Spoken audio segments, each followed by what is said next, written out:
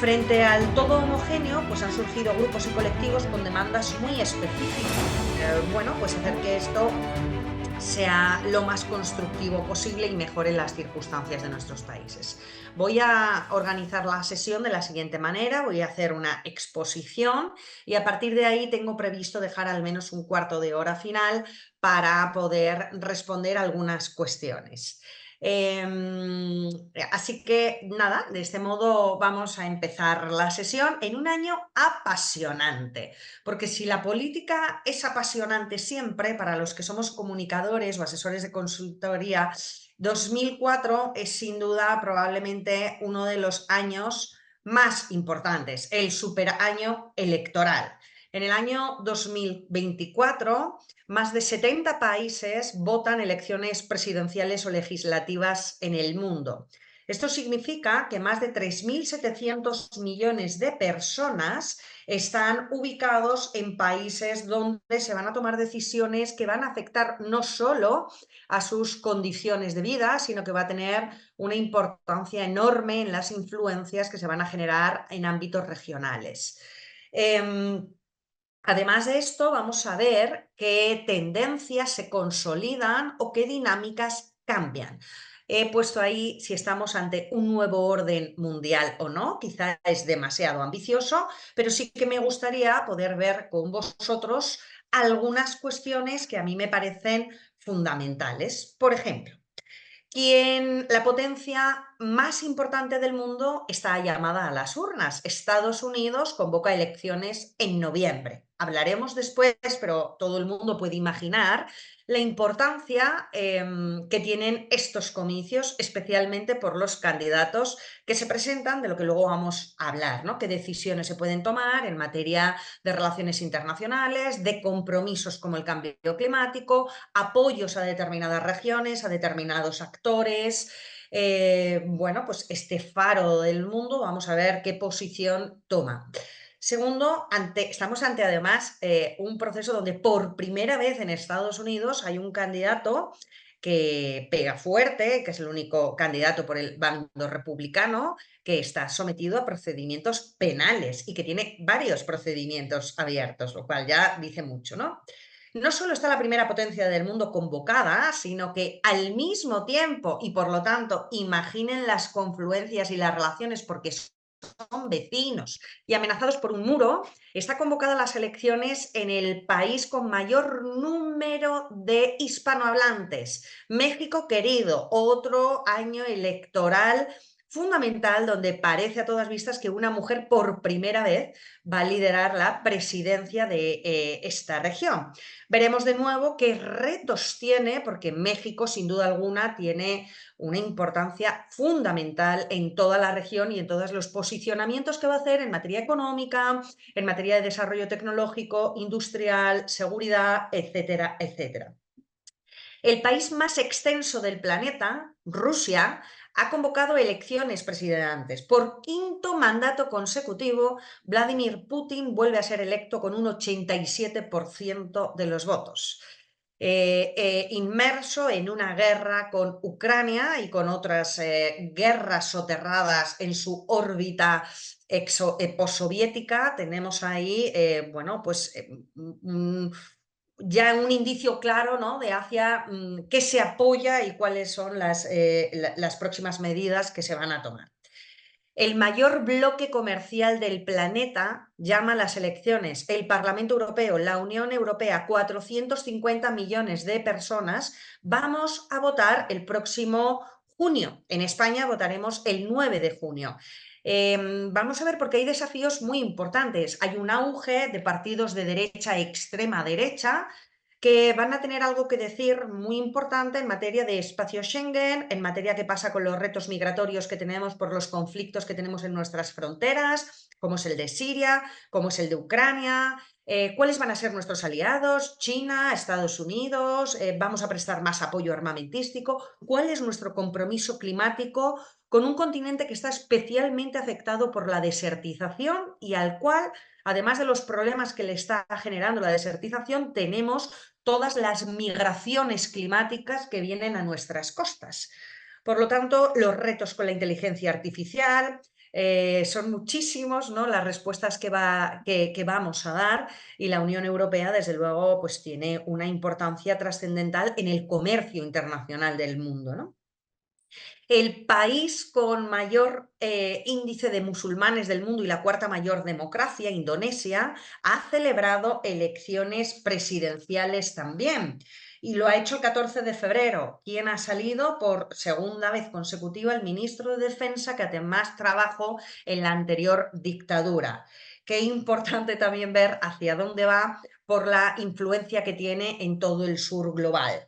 Llamado a las urnas, India, el país con mayor población del mundo. Y de nuevo otro gran reto. Vamos a ver qué hacemos, porque desde luego Narendra Modi entra en el tercer mandato, pero está teniendo unos movimientos hacia los nacionalismos hindú que preocupan mucho a la comunidad internacional, especialmente a los 200 millones de musulmanes que tiene en su territorio.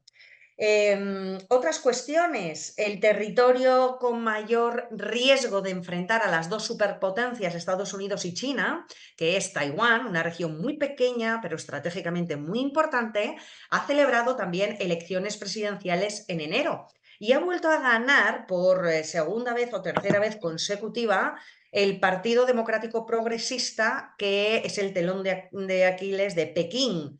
Por lo tanto, ya ha dicho Xi Jinping que en su propuesta está sin lugar a dudas la unificación de un territorio que considera que es suyo. Bueno, pues esto nos va a enfrentar al resto del mundo a algunas cuestiones económicas, comerciales, políticas y de seguridad francamente importantes. Esto por no hablar de otras regiones más pequeñas, pero igualmente importantes, como es que pasa con Pakistán, una gran potencia nuclear, o qué pasa, por ejemplo, con otros países donde vemos que están sucediendo una serie de cosas parecidas, ¿no? Algunos indicios. Como ven, año fascinante, pero que también plantea retos que todos los observadores y los grandes estudios internacionales observan con cierta preocupación. Lo cierto es que parece que está consolidándose desde el año 2016, que ha sido el año evaluado como mayores cotas de democracia alcanzada, derechos y democracias plenas en el mundo. Desde el 2016 hacia ahora, lo único que hemos podido constatar han sido retrocesos y repliegues muy significativos. Mientras que en el año 2016, es lo que podéis ver en este gráfico, abajo os he dejado la referencia del estudio porque es bastante conocido y bastante importante, evalúa y alcanza solo hasta el año 2022, pero yo me atrevo a decir que el año 2023 todavía ha incrementado esta tendencia. Lo que viene a decir, por ejemplo, es que desde el año 2016 había 96 democracias liberales y electorales. Él evalúa el estudio en 4 sistemas democráticos, estas 4, democracias liberales y electorales, autocracias electorales y autocracias cerradas. Bueno, pues si en el 2016 no había 96 democracias electorales y liberales, en el año 2022 solo había 90. Pero hay veces que no se corresponde el número de democracias con el número de habitantes, y esto también lo analiza el estudio. Y nos damos cuenta que en el año 2016 había 3.900 millones de personas que vivían en regímenes democráticos, y ahora, sin embargo, hay 2.300, es decir, hay un 29% de personas que han visto restringidos sus sistemas de gobierno, con la afectación que esto tiene para su sistema de garantías, sus oportunidades y demás. Es un poco inquietante, que no es mi intención, pero la conclusión dice que el 71% de la población mundial vive en regímenes autocráticos de algún tipo.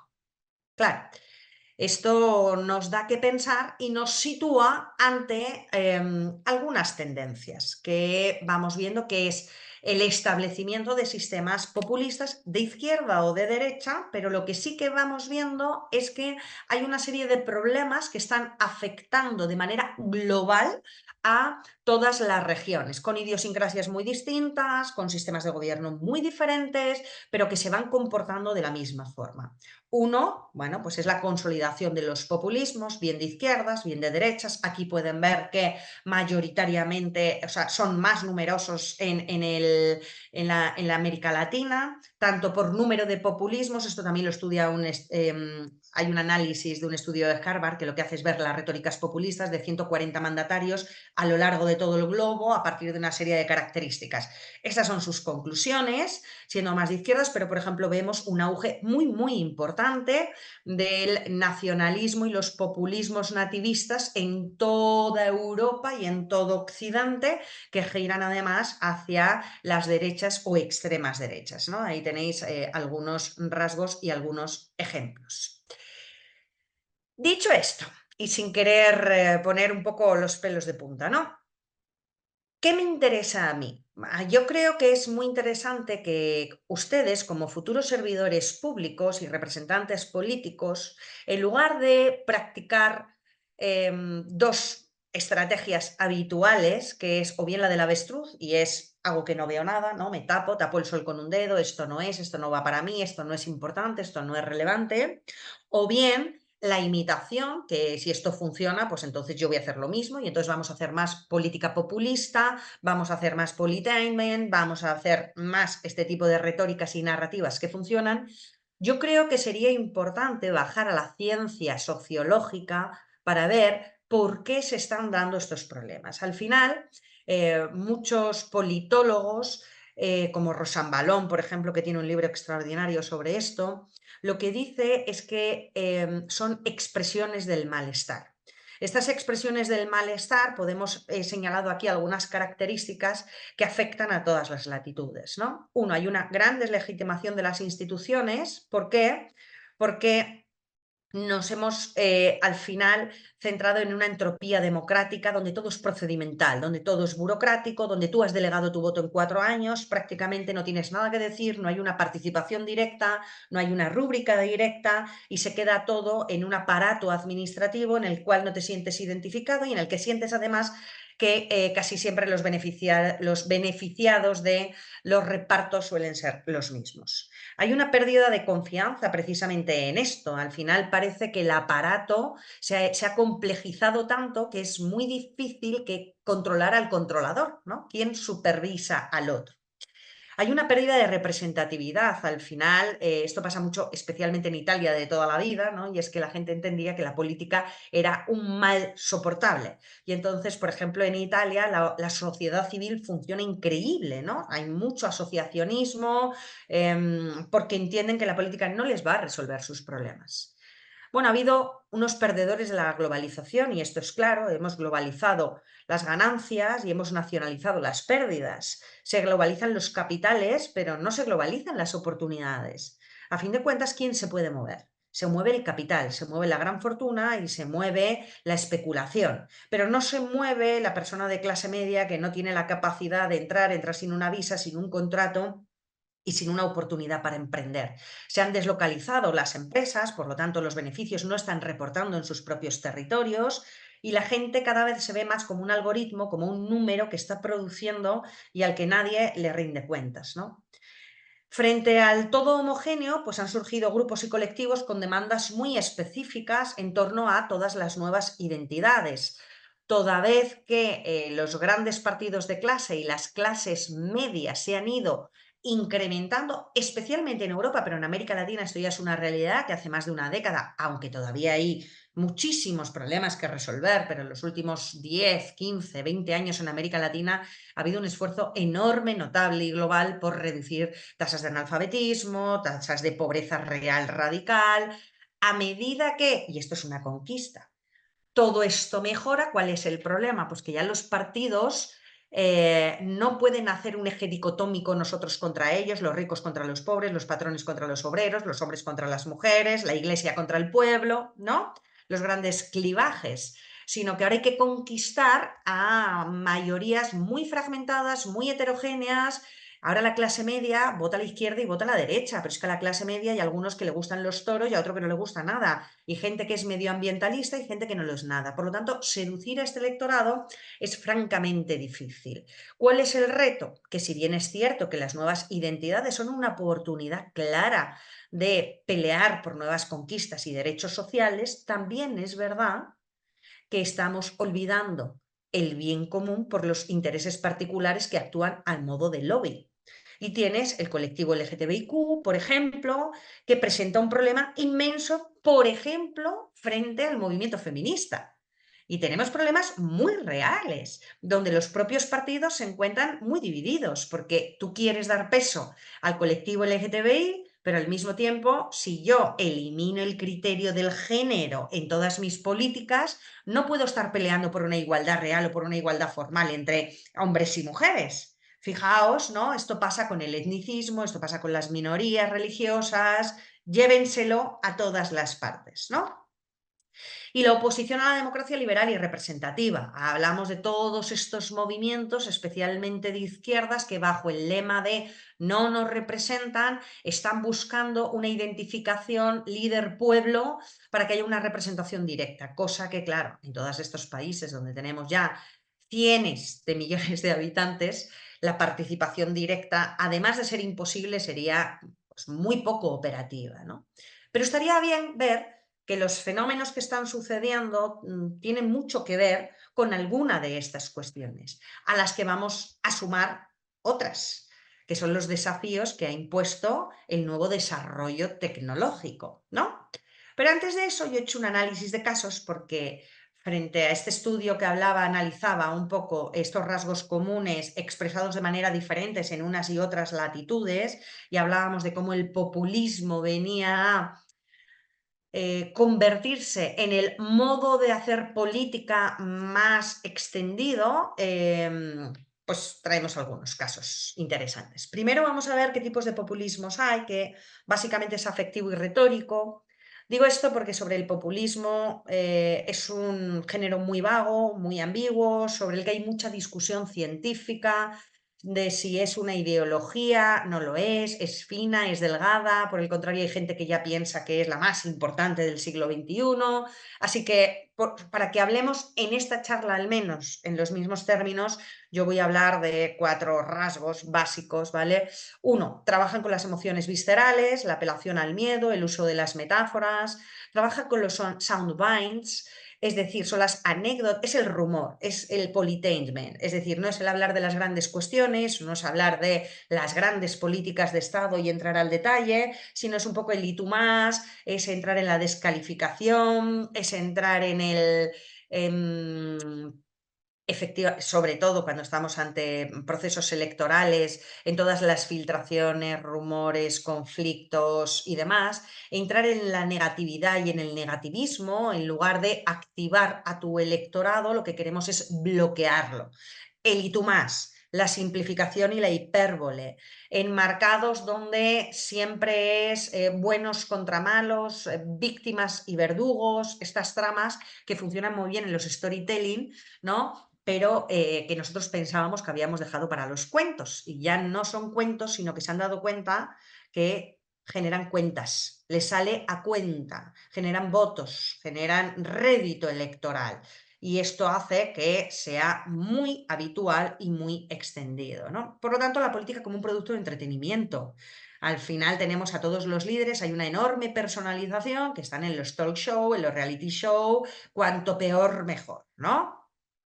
Aquí viene. Qué importante esto. Aquí venimos con nuevos desafíos, señores. Vamos a ver cómo esto puede afectar de lleno a la política y a los sistemas de la democracia y de representación. La nueva desarrollo tecnológico, la inteligencia artificial, la realidad aumentada, trae consigo toda una serie de, bueno, de posibilidades que están preocupando y afectando mucho porque son muy difíciles de controlar. Y cuando los sistemas de control, supervisión y transparencia o rendición de cuentas no están claros, pues claro, los sistemas democráticos y la institución sufre mucho, ¿no? Aquí tenéis a todas las propagandas, las fake news, los bots, los trolls, los autotrafficking, los deepfakes y cómo esto se ha introducido de lleno en procesos electorales, no solo ya ad intra, sino para interferir en los resultados electorales de medio mundo. Esto fue claro en la intervención de Rusia, que está aprobada, ¿eh? No lo digo yo como un tal, ya está aprobado, la intervención de Rusia en las elecciones de Estados Unidos, en las que ganó Donald Trump, pero, por ejemplo, se sabe que China tiene contratados a más de 2 millones de personas para que tengan perfiles falsos y para que estén generando a favor de obra determinados relatos. Les llaman el 50% people porque tienen como 50 céntimos de no sé si es Juan o qué, la publicación. Esto no solo afecta a los estados. Microsoft, por ejemplo, ha sido demandado por esto, McDonald's ha sido demandado por esto, porque contrataba a cientos de personas para que se hiciesen fotos y compartiesen en las puertas de sus tiendas para hacer un efecto rally de éxito, de que tienen mucha gente y animar más a la venta o a la compra. Todo esto por no hablar ya de todas las operaciones de influencia que se están haciendo a través de la inteligencia artificial. Esto tiene que ver con las fake news, cuando directamente, pues por ejemplo, puedo poner a un jefe de Estado o a un primer ministro imitando y emulando su tonalidad, su voz, sus gestos, su cara y haciendo un discurso con un llamamiento al odio, haciendo un discurso, por ejemplo, tenéis a Zelensky, donde en la guerra entre Ucrania y Rusia o ahora mismo en Israel, el uso de este tipo de vídeos para desestabilizar, influenciar, generar miedo está siendo enorme. Esto por no llevarlo al ámbito civil. Yo no sé si alguna vez os habéis planteado que en nada, y en nada va a ser nada, los elementos probatorios hasta ahora en los tribunales van a dejar de existir, porque no podemos saber si es verdad o no. Hasta ahora, las fotografías, los emails, los vídeos servían de prueba en un juicio. Dentro de nada no va a ser una prueba, porque pueden ser suplantados, pueden ser mentira. Y esto nos lleva a una pregunta mucho más seria. ¿Y entonces a qué nos vamos a agarrar? ¿Cuáles van a ser los elementos objetivos u objetivables? ¿Sobre qué vamos a hacer las referencias normativas? ¿Quién va a tener el poder? ¿Quién tenga el algoritmo? Y ojo, cuidado, porque ya sabemos también, si nos metemos en temas de neurociencia, para qué se está utilizando la inteligencia artificial. La inteligencia artificial, que tiene un deseo magnífico que yo, porque soy temerosa, simple y llanamente, espero que no se cumpla, es la de que podamos al final desarrollar una tecnología que alcance conciencia plena. Esto sería como la ciencia ficción, ¿no? Una máquina que se autopiensa y autogenera como si tuviera la multiplicación de todas las mentes humanas. Al final lo que está intentando hacer todo el desarrollo tecnológico es emular un cerebro, qué conexiones, en base a qué, cómo piensa. De hecho, ya tenéis tecnología que no pretendo dar miedo en absoluto, porque luego tiene unas aplicaciones brutales en materia de ciencia, de salud, de economía, ¿vale? Estamos hablando de su posible interferencia para las democracias, para el debate público y político. Luego, en otros ámbitos, desde luego que tienen unas aplicaciones increíbles. Pero todas estas aplicaciones que tenemos de los smartwatch, las gafas de no sé qué, al final lo único que están haciendo es registrar una actividad biométrica a partir de la cual generamos patrones. Y eso mismo está reproduciendo la tecnología. De modo que ¿de qué están aprendiendo? De nuestros sesgos. Claro. Entonces, estamos induciendo y trabajando con cámaras de eco. Esto para el debate público es terrible.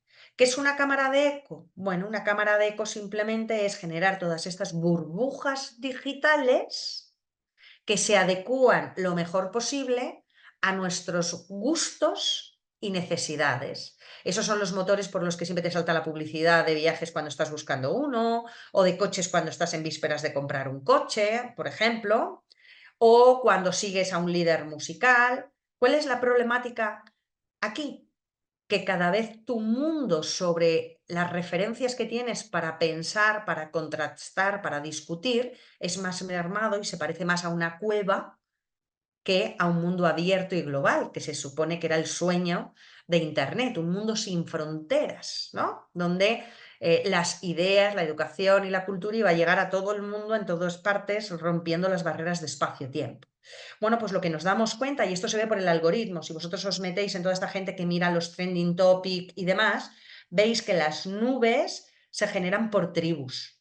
y hacéis una pregunta. ¿A quién seguís vosotros en las redes sociales? ¿A vuestros amigos o a vuestros enemigos?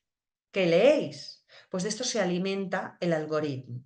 Por lo tanto, cada vez es más difícil pensar de una forma más plural y más tranquila porque tenemos menos referencias. Y tenemos menos referencias porque tenemos menos inputs, porque nuestro mundo es más cavernícola en el sentido de más cueva, más cerrado y más rodeado de los nuestros. Y ahí es mucho más fácil trabajar en retóricas de yo frente al resto, buenos y malos. Claro, esto es complicado para el debate público, para poder analizar desde un punto sosegado qué países, por ejemplo, están estableciendo políticas medioambientales, retributivas, que estén funcionando o no, cuáles pueden ser casos análogos o no, al margen del partido de la ideología que esté en el gobierno. Esto lo hace francamente difícil, ¿no? Por no hablar de las huellas psicométricas y de los análisis predictivos que ya están trabajando casi todos los gobiernos y partidos a través del rastro y la huella digital que estamos dejando en todas las redes sociales con el I agree, este que queremos descargarnos todo gratis, pero que de gratis tiene poco. Pues claro, los poderes públicos y las empresas están accediendo a toda la información posible. ¿Qué nos gusta? Si estamos casados, si no, qué familia tenemos, qué ropa vestimos, qué marcas usamos, qué lugares de vacaciones frecuentamos, qué estudios tenemos, cuáles son nuestros amigos. Esto que permite tenerte perfectamente segmentado y generarte productos que te van a generar una necesidad porque están estratificadísimos. Este es el Big Data totalmente segmentado a ti. Y por eso te despiertan la necesidad. Esto es como cuando tienes hambre y uno entra a una panadería y huele al pan, ¿no? Empiezas a salivar. Esto tiene mucho de neurociencia. Vale, algunos casos y pasamos a las reflexiones y conclusiones finales de herramientas de solución y a preguntas, ¿no? Para que veáis distintas latitudes pero iguales procedimientos, ¿de acuerdo? Esto no se trata de ideologías, se trata de retóricas un poco que se están emulando a uno y a otro lado y que generan, bueno, pues algunas pautas complicadas. Uy, Nicolás Maduro ahí no le he quitado, pobrecito, anda que no se le parece. Ahí tenemos Vladimir Putin, ¿de acuerdo? Vladimir Putin a mí me parece el renacido, o sea, quinto mandato, unos índices de aprobación impresionantes. Yo he viajado por Rusia y más allá de que algunas regiones puedan decir que evidentemente el aparato propagandístico y la fuerza es brutal, lo cierto es que la gente, hay un índice de aprobación impresionante en general entre la población rusa. Lo que no quita que para que la oposición sea masacrada, envenenada, perseguida, pero que es verdad que es un tipo que genera fascinación. ¿Por qué? Porque generamos un poder y una retórica del poder y de la recuperación del estatus de la órbita postsoviética muy importante, ¿no? Javier Milei, bueno, entra a Argentina y va a intentar hacer un cambio de rúbrica a través de la descalificación brutal, el iliberalismo. Ahora tenemos un conflicto entre Argentina y España diplomático muy importante. ¿Por qué? Porque el cuanto peor, mejor. Volvemos a lo mismo, ¿no? Ahora nos metemos con la esposa del presidente, el soundbind, el decir cosas que generan mucho escándalo y mucho ruido, pero que tienen que hablar poco de política. La simplificación, pues todas sus políticas frente al mundo funcionarial en Argentina, ¿no? ¿Cómo lo va a resolver? Pues yo mañana hago un real decreto y elimino al 70% del funcionario ahí ya, y tan fácil vamos a resolver este problema, ¿no? Donald Trump, otra vez, ¿de verdad? Claro, pero es que fijaos a nivel de retórica o de narrativa qué dos personajes tenemos. Joe Biden, donde hay unas filtraciones que le acusan de tener problemas de memoria degenerativa, con una movilidad muy difícil, sin una alternativa por el partido de alguien que le sustituya. O una persona que aboga por un discurso de la simplificación, por supuesto, otra vez la descalificación. Fijaos en ese momento, ahora que coincide Estados Unidos y México, la que tuvo con AMLO a consecuencia de la construcción del muro, de que si los mexicanos eran todos unos delincuentes, que si venían a violar a nuestras mujeres, etc., etc., ¿no? Una autarquía y un proteccionismo enorme en lo económico, en lo político. Imaginaos eso, las influencias que después tienen para las relaciones. Bueno, Nayib Bukele, o sea, dentro de Centroamérica se ha convertido en el líder más admirado y seguido. Lo que hace Nayib Bukele en El Salvador, con toda la política penitenciaria, la mano dura, la lucha contra las maras, las megacárceles, ha sido seguido a pie juntillas por Honduras, por Ecuador, quizá ahora por Bolivia, creando estados de excepción que se están prolongando durante más de 4 años, donde las libertades individuales están suspendidas, donde los poderes gubernamentales tienen garantías ilimitadas, donde los organismos internacionales están haciendo denuncias sobre procedimientos. Otra vez el discurso del miedo, el discurso del odio, el discurso de la militarización, el hombre pueblo, yo vengo a salvaros. Claro, claro, hace políticas que están teniendo muchísimo resultado. Ojo él, que en Honduras, en Guatemala, por ejemplo, y en Honduras ha tenido un resultado nada que ver después de decretar estados de excepción y sin embargo no ha solucionado en absoluto. O sea, creo que el porcentaje, el índice porcentual que se ha reducido en Honduras después de seguir este proyecto de Xiomara ha sido de un 3%. Claro, estás hablando de que Nayib Bukele ha pasado de ser el país más inseguro del mundo, con un índice de criminalidad del 100%, a tener a día de hoy el 2%. Entonces, claro, cuando uno consigue estos resultados y la gente ve amenazada su seguridad directa, se explican algunas cosas. Lo que quiero decir es que su retórica, donde él emuló un poco el estilo Trump en el sentido de utilizar las redes para sustituir todo el sistema de check and balance democrático. Tanto Donald Trump como Nayib Bukele ya no acuden a los parlamentos, no se someten a todos los procedimientos normativos para consultar, someter, introducir a los reales decretos, sino que llegas un día y te levantas por la mañana y tienes que Donald Trump ha anunciado a medio mundo, sin saberlo su gabinete, que se sale del pacto climático, por ejemplo. O que se suspenden las garantías de no sé dónde. Esto para la democracia y la institucionalización es un gran problema porque entonces es él quien se dirige al mundo. Y esto ya lo hizo Nixon hace muchísimo tiempo, cuando el partido no lo dejaba volver a presentarse. Y ya convocó él entonces a la televisión en un prime time, hizo una declaración a todos los americanos y dijo: aquí el relato lo voy a imponer yo y no lo van a imponer los demás. La solución por dónde pasa, a mi parecer, y después, pues pasa por ampliar aún más la democracia, no por seguir estas retóricas de cuanto menos mejor, una democracia directa o yo, hombre, represento al pueblo. Pasa por complejizarla más, todos sus procedimientos, pasa por ser más creativo, pasa por inventar nuevas herramientas de participación y por ampliar los espacios de representación. Algunas reflexiones.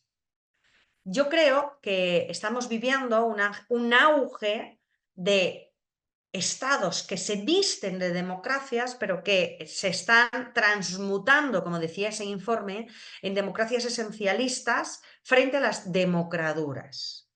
¿Qué significa esto? El democracias esencialistas, que son todos estos proyectos liberales de que cuanto menos intervención, menos aparato, más mercado, más empresa, más libertad, más individuo, menos colectivo, menos sociedad, menos funcionario, menos procedimiento. Esto se está enfrentando al revés. Todo estatalismo, todo intervencionismo, todo nacionalismo y todo hipercontrol. Y en este bloque, claro, pues el resto nos quedamos sin estar representados y sin estar atendidos. El poder como relación. Qué importante sería reforzar el vínculo entre los representantes y los representados, porque en uno parecemos súbditos y en otro modelo parecemos ignorados. ¿No? En las democracias esencialistas somos un número más del aparato, de la empresa, del negocio, somos individuos. Nosotros decidimos, nosotros hacemos como nos va la vida, y en las democraduras ya deciden por nosotros y nosotros nos limitamos a acatar las normas que nos ponen. Otra reflexión: democracia interactiva y democracia narrativa. La dimensión cognitiva, la representación de los problemas de todos, ¿no? En definitiva, estamos en un dilema entre el poder de nadie o el poder de cualquiera. o cualquiera puede ser presidente, ¿no? Y tenemos aquí algunos casos de outsiders, o nadie puede llegar ahí porque es inalcanzable, porque no tengo el estatus, porque no tengo la capacidad, porque no tengo el conocimiento. Me gustaría a mí acabar con esta reflexión, ¿no? Una sociedad en déficit de atención está situada entre la pasividad y el temor. Lo que, esperad que tengo aquí esto guardado, lo estáis leyendo vosotros, ¿verdad?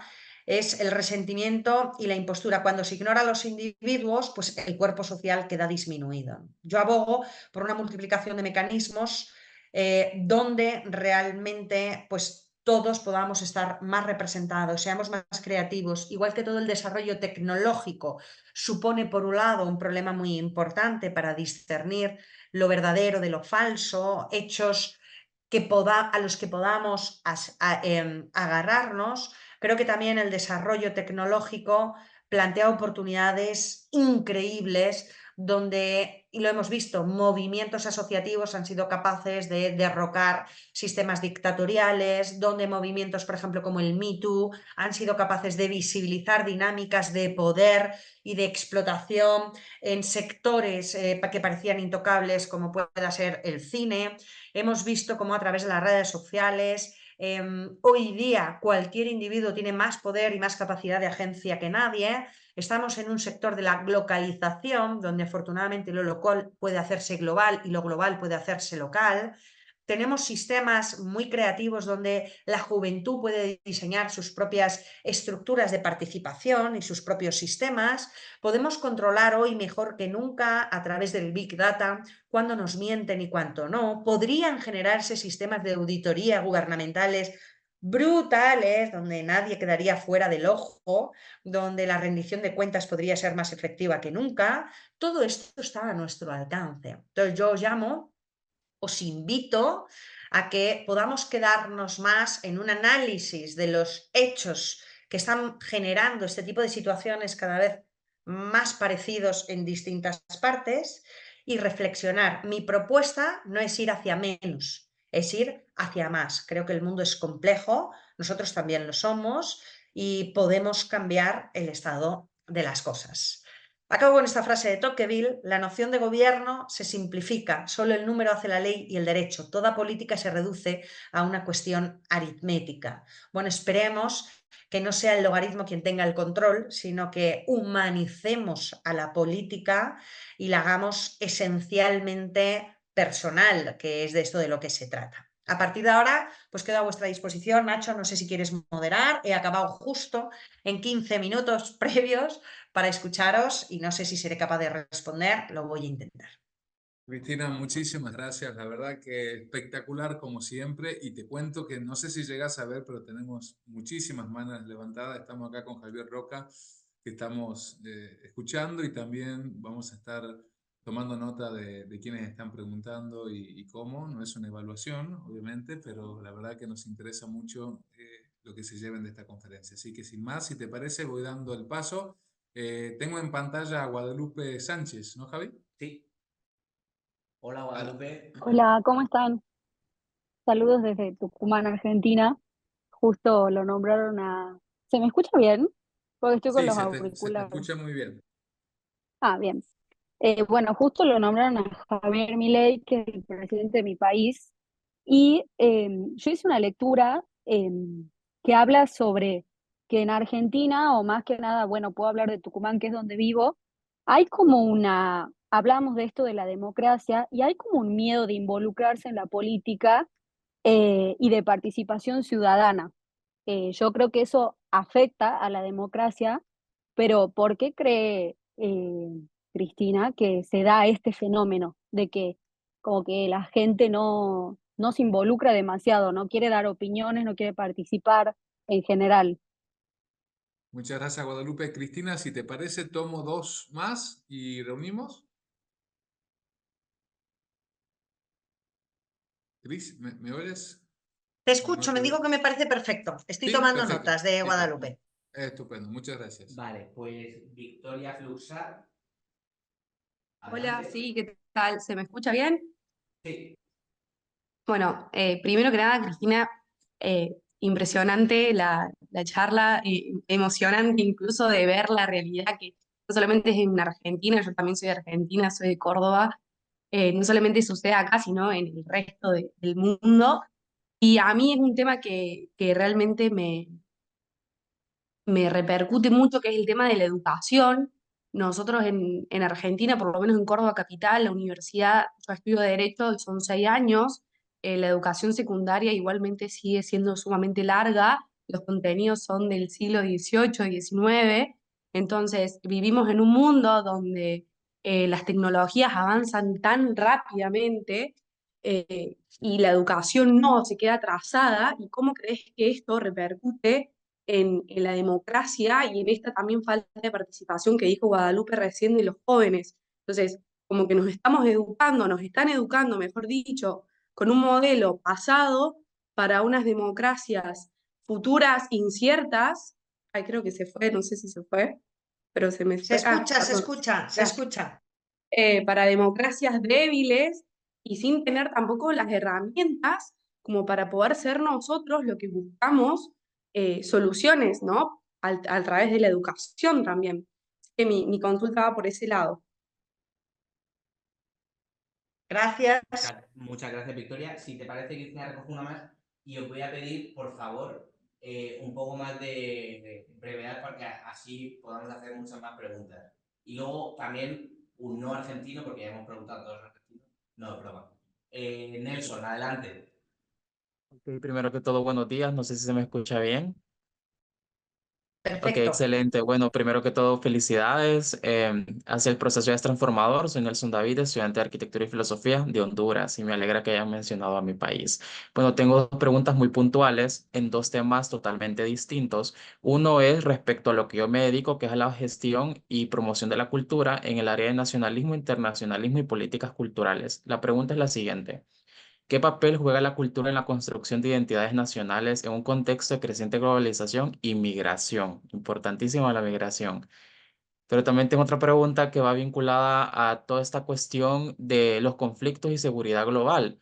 Me llama la atención esta cuestión de las alianzas militares, entonces me surge la siguiente inquietud. ¿Qué papel cree usted desde su perspectiva que jugarán las alianzas militares tradicionales como la OTAN, por ejemplo, en la seguridad global en las próximas décadas? Muchísimas gracias y ha sido un placer. Gracias, Nelson. Cristina, todo tuyo porque te hemos Muy dejado con bien. muchas preguntas. Bueno, preguntas muy interesantes, muy diversas en temas y en algunas tengo más dificultad porque no soy especialista, especialmente esta última de Nelson que me hablaba sobre temas de seguridad y defensa. Yo no soy experta en esto, prefiero no comentar porque no sería más que una opinión y vais a tener en el programa a expertísimos en seguridad, defensa, relaciones internacionales, que creo que van a tener más juicio. Sí voy a responderte a lo otro, Nelson. Voy a ir por orden. Guadalupe hablaba de, bueno, cómo hacer ahora para que la participación sea mucho más activa, ¿no? Y para, bueno, especialmente que los jóvenes puedan tener una participación y no sentir miedo. Bueno, yo creo que se dan igualmente aquí dos tendencias.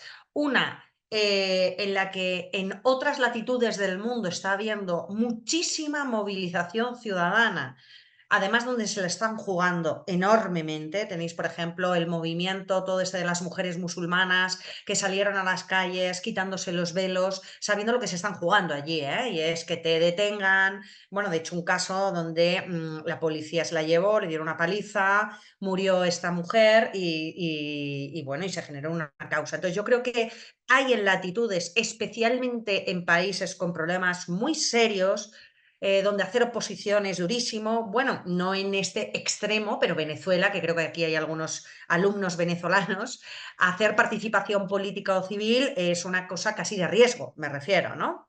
Yo he tenido alumnos que así lo hacen. Esto es por un lado, esto es una tendencia. Y luego hay otra tendencia donde yo observo un poco lo que tú dices, Guadalupe, y es que estamos en tiempos débiles. Decían que los tiempos difíciles hacen hombres fuertes. los hombres fuertes hacen políticas duras y así sucesivamente. Yo creo que en las zonas del planeta donde ha habido un mayor desarrollo social, de derecho, de oportunidades, estamos en tiempos débiles. ¿En qué sentido? Que hemos confundido la participación con el soft activismo y el click activismo. Hoy día todo el mundo por firmar, que es dar un like a change.org, siente que está siendo parte de un proceso de transformación social. Y no, estás haciendo like, ¿vale? A un algoritmo del que se está beneficiando una empresa con unos fines muy concretos. Eso no es participación. Cuando uno hace ciberactivismo, significa que utiliza la tecnología para amplificar el movimiento y generar una mayor movilización, pero para después convocarles a un acto performativo y transformativo en la vida y en la plaza real, donde se trabajan las cosas desde el punto de vista normativo.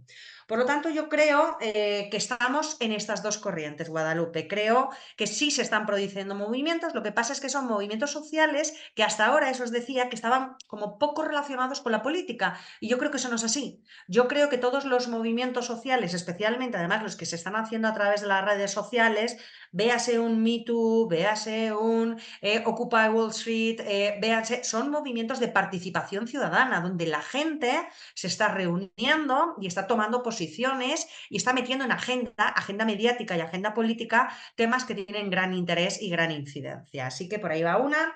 No me quiero extender mucho porque son 3 preguntas. Almudena, sobre la educación y los nuevos retos. Almudena, siempre es fácil pensar que cualquier tiempo pasado es mejor. Yo no creo esto. Hay una cosa que es cierta y es que la tecnología y los retos siempre han ido por delante de las sociedades, por ejemplo, de las leyes, de los marcos normativos. Vamos respondiendo y reaccionando a los hechos y las situaciones que se nos avecinan.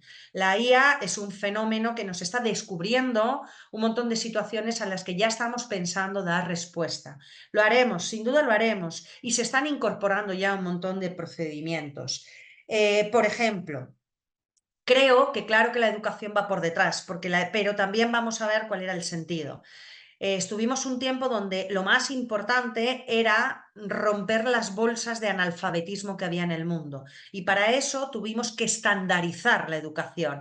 ¿Para qué? Para industrializarla. No solo América Latina vive de modelos muy arcaicos, sino que en Europa la memorística, los grandes grupos, donde está el maestro y el grupo, donde todo el mundo tiene los mismos temarios y mismos exámenes, está caduco. No responde a las distintas necesidades, distintas formas de inteligencia, distintas formas de aprendizaje, pero tenía un objetivo claro, que era que todo el mundo aprendiese al mismo tiempo, accediese a ello de una manera universal, gratis, y que al final los países se desarrollasen. Yo creo que ya con la IA y después del COVID, todos los sistemas educativos de todo el mundo se han digitalizado, los profesores están formándose, hay nuevos sistemas de controles anti-turnitin, anti-plagios, y hay un montón de desafíos. Iremos poco a poco. Nelson, la cultura. Para mí la cultura es el soft power más importante que existe. Y si no, vean todas las dinámicas woke. Efectivamente, Hollywood y Bollywood son las grandes industrias de las identidades colectivas, que además se globalizan. Y allí tenemos, pues, otra vez estos dilemas sobre si representamos a Bayana y nos parece mal porque los hawaianos quedan retratados con flores y demás, o no lo ponemos en el mapa, o sí que hacemos la sirenita negra para que, o Frozen 2 como una mujer con otro tipo de sexualidad. Bueno, esto es cultura, pero no es cultura, esto es política, esto es soft power y esto es una identidad que a medida que la tecnología se ha hecho más importante y más global, se escala y se refuerza. Y ahora tenéis toda la producción Netflix también, o Prime, o Disney Plus. Y ahí, ¿qué estamos haciendo? Narrativas. ¿Quién manda, quién no? ¿Qué pensamos sobre las mujeres? ¿Qué pensamos sobre las minorías? ¿Qué pensamos sobre el poder? ¿Y qué pensamos sobre la economía? No me quiero extender mucho más. Muchísimas gracias. Yo lo siento un montón porque hay como 20 manos levantadas y va a ser imposible. Y lo siento también Juan Pablo y Valentina, que ya os conocen, ya sé que el resto no, pero así también vamos a dar voz a gente y aleatorio, o sea, lo hemos hecho aleatorio. Así que Emiliano, Organiz y a él sois los afortunados de poder hacer una pregunta. Así que Emiliano, adelante, y luego a continuación y a él. ¿Qué tal? Muy buenos días. ¿Me escucho? Perfecto. Los saludo desde México y antes que nada quiero extender mi modesto reconocimiento por su exposición. Yo soy un fiel creyente que el hombre es su palabra y en este sentido quisiera yo preguntarle, bajo el término de que en el siglo pasado, por ejemplo, las campañas se daban a través de la retórica y el convencimiento a través de discursos apasionantes y vehementes. Hoy estamos viendo que el marketing político a través de las redes sociales ha venido a transformar la forma en que se hace política, ¿no? La comunicación política en sí misma. Y en México estamos afrontando un proceso electoral inminente muy importante. En este sentido, yo creo que las redes sociales están impactando mayormente en los jóvenes a través del marketing político, pero no podemos darnos cuenta de cuánto influyen estas en las propuestas reales de los candidatos e influencian mayormente a los jóvenes, que en México representamos el 30% de la población total. En este sentido, yo quisiera saber cuál es su perspectiva y hasta qué punto el pensamiento o la intención de voto de los jóvenes se puede ver alienada a través de estas campañas de marketing político que no siempre demuestran cuál es el pensar del candidato, sino a través de algoritmos de, como usted propiamente decía, de estas campañas o de estas grandes corporaciones de marketing.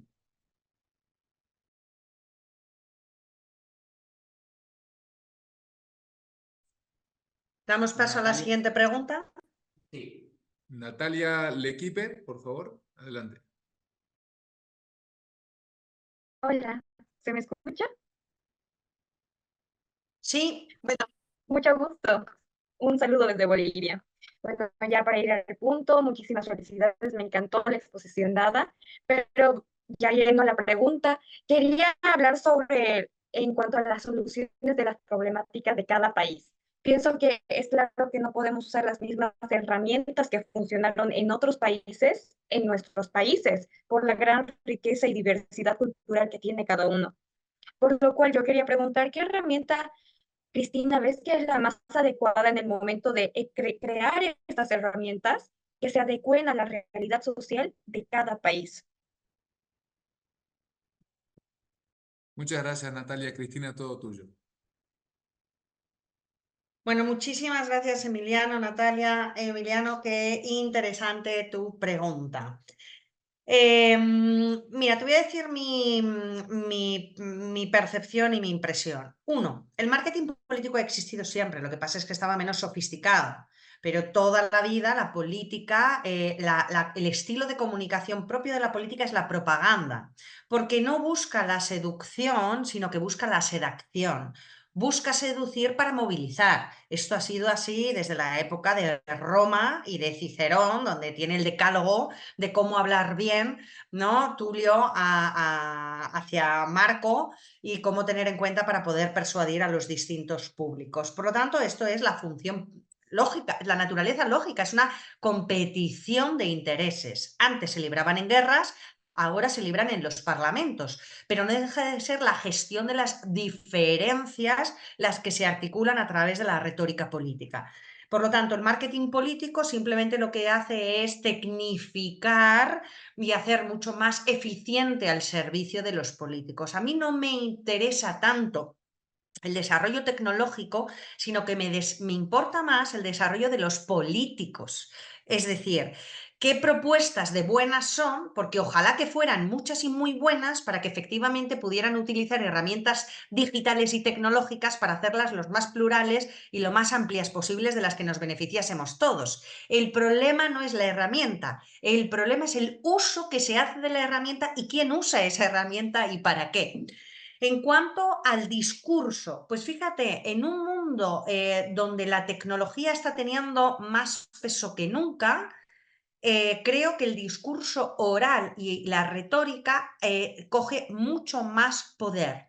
¿Por qué? Porque fíjate, la IA aprende casi de todo, pero hay algo que todavía no puede hacer y es trasladar o reproducir emociones y sensaciones.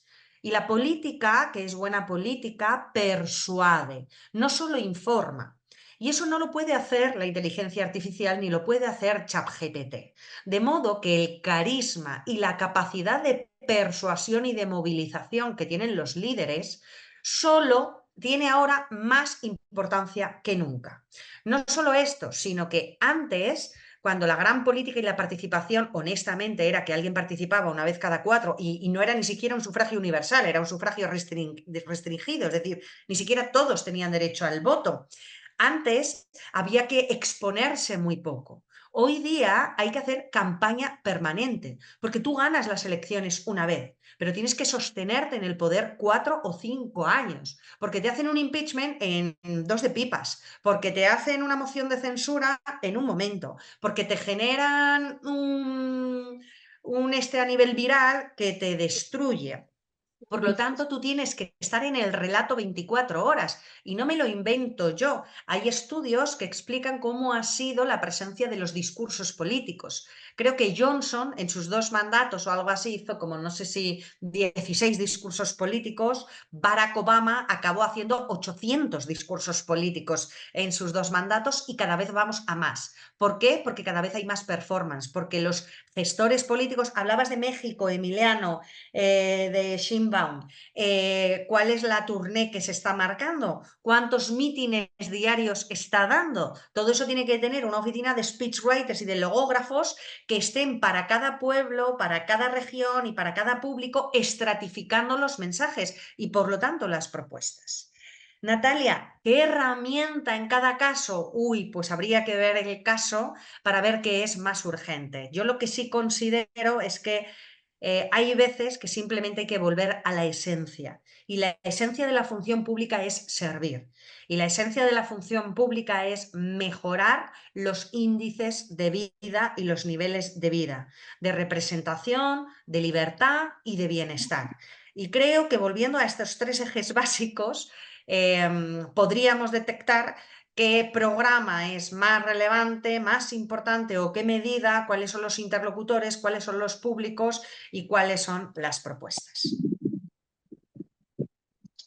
Cristina, como siempre, me voy a quedar con el final que de todo lo que dijiste, que es sumamente importante, creo que le da sentido a toda la charla, que es el sentido de estar en lo público, que es el servicio, que es justamente lo que busca este programa y agradecerte porque sos un ejemplo de ello y aparte a los alumnos, aparte de tu conocimiento, les enseñas con tu ejemplo. Así que agradecerte por eso. Vos sabes que te quiero mucho, pero aparte te admiro mucho y ha sido un honor de vuelta escucharte. Felicitar a estas 413 personas que están conectadas hoy desde América Latina, sabemos lo intensa de sus agendas, de sus compromisos, y haber cumplido su palabra de estar aquí. No crean que pasa desapercibido el estar.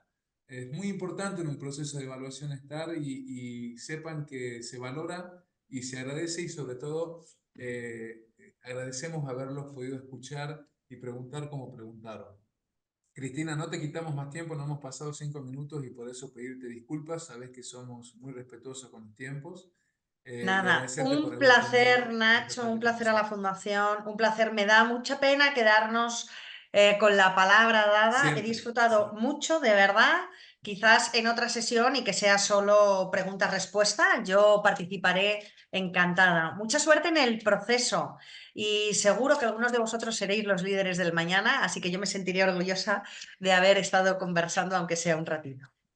Muchísimas gracias, Cristina. Y a todos los que están conectados, muchísimas gracias también.